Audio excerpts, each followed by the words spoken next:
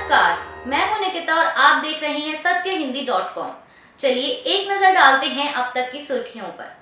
शरद पवार के एनसीपी अध्यक्ष पद से इस्तीफे के ऐलान के बाद से ही पार्टी के कार्यकर्ता उनसे ये फैसला वापस लेने की लगातार मांग कर रहे हैं। इसी कड़ी में कल गुरुवार के दिन शरद पवार आंदोलन कर रहे कार्यकर्ताओं से बात करने पहुंचे थे। इस दौरान उन्होंने कहा था कि मैं आप सभी की इच्छा को नजरअंदाज नहीं करूंगा और उसी के मुताबिक फैसला लूंगा। इस संदर्भ में चर्चा करने के लिए महाराष्ट्र के बाहर से भी आपके जैसे कई सहकारी आए हैं। उनसे बात करके 1 से 2 दिन में निर्णय लिया जाएगा। कल शाम तक मेरी उनसे चर्चा होगी। इसी सिलसिले में आज शरद पवार पार्टी कार्यकर्ताओं सहयोगियों के साथ बैठक करेंगे। पंजाब की सबसे बड़ी किसान यूनियन भारतीय किसान यूनियन जंतर मंतर पर धरना दे रहे पहलवानों के समर्थन में उतर आई है।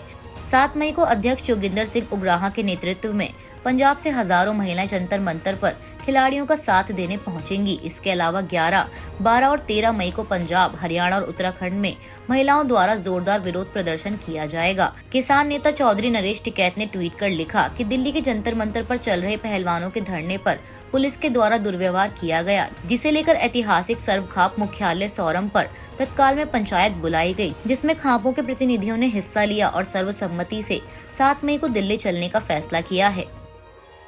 कांग्रेस द्वारा अपने घोषणा पत्र में बजरंग दल पर बैन लगाने के चुनावी वादे के बाद कर्नाटक की सियासत गरमाई हुई है। बीजेपी ने इस पर आपत्ति जताई है और प्रधानमंत्री नरेंद्र मोदी अब कर्नाटक में अपनी हर रैली में बजरंगबली का नाम लेकर कांग्रेस पर हमलावर हैं और उनका कहना है कि कांग्रेस ने बजरंगबली का अपमान किया है, जिसके चलते बीजेपी ने कल कांग्रेस के विरोध में पूरे कर्नाटक में हनुमान चालीसा का पाठ किया। वहीं अब बीजेपी के इस कदम पर हिमाचल के मुख्यमंत्री सुखविंदर सिंह सुक्खू ने भाजपा को आड़े हाथों लिया है। सुखविंदर सिंह सुक्खू ने कहा कि संकट आने पर ही हनुमान चालीसा का पाठ किया जाता है। उन्होंने कहा कि कर्नाटक में बीजेपी की सरकार संकट में है, उनकी सरकार बेदखल होने वाली है और मुश्किल में है। कांग्रेस नेता ने कहा कि हनुमान चालीसा का पाठ हमारा पेट नहीं भरेगा। हनुमान चालीसा का पाठ करने से बेरोजगारी नहीं मिटेगी। कर्नाटक चुनाव में इस समय बजरंग दल के मुद्दे को लेकर सियासत गरमाई हुई है। बीजेपी लगातार कांग्रेस को घेर रही है। दरअसल कांग्रेस ने अपने चुनावी घोषणा पत्र में दावा किया है कि वह सत्ता में आने पर बजरंग दल पर प्रतिबंध लगा देगी। वहीं कांग्रेस ने भी अपना दांव चल दिया है। कल गुरुवार को प्रदेश कांग्रेस के अध्यक्ष डी.के. शिव कुमार ने कहा कि पार्टी सत्ता में आती है तो राज्य भर में हनुमान मंदिर बनवाएगी। इस बीच खबर है कि हिमाचल प्रदेश के शिमला नगर निगम चुनाव में जीत के बाद के जश्न में भी कांग्रेस ने इसका इफेक्ट दिखाया। पूर्व केंद्रीय मंत्री राजीव शुक्ला ने शिमला नगर निगम में जीते सभी कांग्रेस प्रत्याशियों के साथ भगवान बजरंगबली के दर्शन करने की तस्वीर शेयर की। अपने ट्वीट में उन्होंने लिखा कि कर्नाटक में बजरंग दल विवाद के बीच कांग्रेस पार्टी के शिमला नगर पालिका चुनाव के सभी विजयी उम्मीदवार शिमला के जाखू शिखर पर बजरंगबली के दर्शन करने गए। बता दें कि कांग्रेस ने 34 सदस्यीय शिमला नगर निगम के चुनाव में 24 सीटें जीती हैं। वहीं इसके मुकाबले में बीजेपी को सिर्फ 9 सीटें हासिल हुई तो मार्क्सवादी कम्युनिस्ट पार्टी को 1 सीट मिली है। AIMIM प्रमुख असदुद्दीन ओवैसी ने कर्नाटक चुनाव में धर्म के आधार पर वोट मांगने को लेकर बीजेपी और कांग्रेस पर कड़ा हमला बोला है। ओवैसी ने कहा कि कांग्रेस और बीजेपी में खुद को बड़ा हिंदू साबित करने की होड़ मची है। उन्होंने प्रधानमंत्री के बजरंगबली वाले नारे पर कहा कि अगर वो तकबीर का नारा उठाएं तो ठीक रहेगा। ओवैसी ने ट्वीट किया कि क्या कांग्रेस हुबली में ध्वस्त दरगाह के पुनर्निर्माण का वादा करेगी। इसने भाजपा के साथ अपनी वैचारिक लड़ाई पर आत्मसमर्पण कर दिया है। क्या मोदी कुछ नहीं कहेंगे? अगर मैं लोगों से तकबीर का नारा लगाने को कहूँ, आसमान गिर जाएगा। ओवैसी ने सवाल करते हुए आगे कहा कि यह कौन सी धर्मनिरपेक्षता है? देश के प्रधानमंत्री नरेंद्र मोदी कह रहे हैं कि जब आप वोट डालें तो जय बजरंगबली का नारा लगाकर वोट डालें। आज कांग्रेस के कर्नाटक प्रदेश अध्यक्ष ने कहा कि अगर कांग्रेस सत्ता में आती है तो वे और अधिक हनुमान मंदिर बनाएंगे। AIMIM प्रमुख ने कहा कि अगर मैं आज खड़े होकर तकबीर में बोलूं कि कर्नाटक में मजलूमों 10 मई को जब वोट डालो तो अल्लाहू अकबर बोलकर वोट डालना, तो पूरे मीडिया वाले बोलेंगे कि ओवैसी उधर लेकर चला गया। केंद्रीय सूचना और प्रसारण मंत्री अनुराग ठाकुर ने गुरुवार को न्यूयॉर्क टाइम्स के अध्यक्ष A.G. सुल्जबर्गर को उनके दावों के लिए आड़े हाथों लिया। दरअसल बुधवार को विश्व प्रेस स्वतंत्रता दिवस पर यूनेस्को के कार्यक्रम में बोलते हुए सुल्जबर्गर ने कहा था कि भारत में अधिकारियों ने समाचार कक्षों पर छापे मारे हैं और पत्रकारों को आतंकवादी सरीखा माना है। उनके इसी बयान पर केंद्रीय मंत्री अनुराग ठाकुर ने पलटवार कर ट्विटर पर लिखा कि भारत में कानून अपना काम करता है। अगर कोई कुछ गलत करता है, न्यूज रूम हो या नहीं, न्यूज रूम के दर्जे का दावा करने मात्र से गैर कानूनी कार्यों की छूट नहीं मिलती है। अनुराग ठाकुर ने आश्चर्य जताया कि कोई भी जांच प्रेस पर हमले के बराबर कैसे हो सकती है। मंत्री ने पूछा कि क्या यह कहना बुद्धिमानी है कि भारत में पत्रकारों को आतंकवादी माना जाता है। उन्होंने न्यूयॉर्क टाइम्स पर भारत को बदनाम करने का अभियान चलाने और तथ्यों को तोड़ मरोड़ने के लिए यूनेस्को के मंच का इस्तेमाल करने का आरोप लगाया।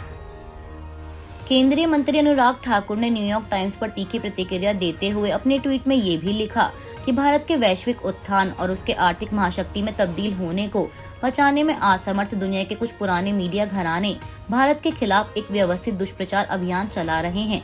उन्होंने कहा कि न्यूयॉर्क टाइम्स, जिसने तथ्य मुक्त और मनगढ़ंत भारत विरोधी कहानियां लिखने के लिए अपनी अलग जगह बनाई है, ने बेशर्मी से तथ्यों को विकृत करने के लिए यूनेस्को के मंच का दुरुपयोग किया। G20 के बाद अब भारत और चीन के विदेश मंत्री 2 महीने में दूसरी बार शंघाई सहयोग संगठन में मिले हैं और दोनों ही बार भारत ने LAC पर सुरक्षा और शांति का मुद्दा उठाया। गोवा में मौजूद चीनी विदेश मंत्री छिनकॉन्ग ने गुरुवार को कहा कि भारत और चीन को शांतिपूर्ण एवं मैत्रीपूर्ण सह अस्तित्व और परस्पर लाभकारी सहयोग का मार्ग तलाशना चाहिए। वहीं विदेश मंत्री S जयशंकर ने ट्वीट कर कहा कि लंबित मुद्दों के समाधान और सीमा क्षेत्रों में अमन और शांति सुनिश्चित करने पर ध्यान रहा। उन्होंने कहा कि चीन के स्टेट काउंसलर और विदेश मंत्री छिनकॉन्ग के साथ द्विपक्षीय संबंधों पर विस्तृत चर्चा हुई।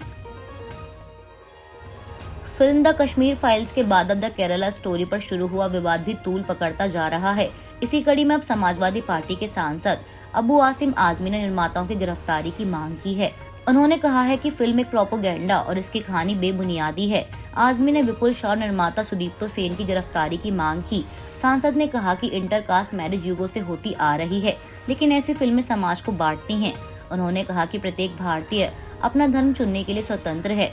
दरअसल फिल्म के शुरुआती ट्रेलर में लगभग 32,000 लड़कियां केरल से गायब हो गई थी, लेकिन अब इस सीन को बदल दिया गया है।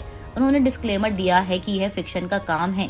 इसे अबू आसिम आजमी ने कहा कि द केरला स्टोरी फिल्म में 32,000 लड़कियों की कहानी अब 3 लड़कियों की कैसे हो गई।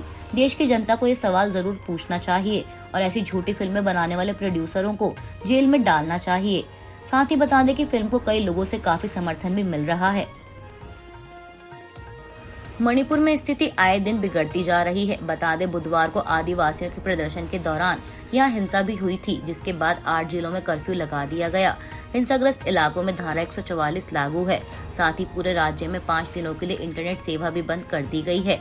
दरअसल all India tribal student union ने बुधवार को आदिवासी एकजुटता मार्च बुलाया था। इसी दौरान आदिवासी और गैर आदिवासी समुदायों में झड़प हो गई। बता दें आदिवासी समुदाय उस मांग का विरोध कर रहा है जिसमें गैर आदिवासी मैतेई समुदाय को अनुसूचित जनजाति का दर्जा दिया जाए। मणिपुर हाई कोर्ट ने राज्य सरकार को निर्देश दिया है कि मैतेई समुदाय की मांग पर विचार किया जाए। 4 महीने के भीतर केंद्र को इसका सुझाव भेजने को कहा गया है। इसी आदेश के बाद आदिवासी और गैर आदिवासियों के बीच हिंसा शुरू हो गई। जगह जगह आगजनी और हिंसा की खबर है। हालात को कंट्रोल करने के लिए पुलिस ने कई राउंड आंसू गैस के गोले भी दागे, लेकिन हिंसा नहीं रुकी। अब आर्मी और असम राइफल्स की 55 टुकड़ियों को तैनात किया गया है। वहीं मणिपुर में हो रही इस हिंसा को देखते हुए सरकार ने उपद्रवियों को देखते ही गोली मारने का आदेश दिया है। मणिपुर हिंसा को लेकर कांग्रेस महासचिव जयराम रमेश ने एक वीडियो संदेश जारी कर कहा कि मणिपुर में जो हुआ वह वास्तव में दुखद है।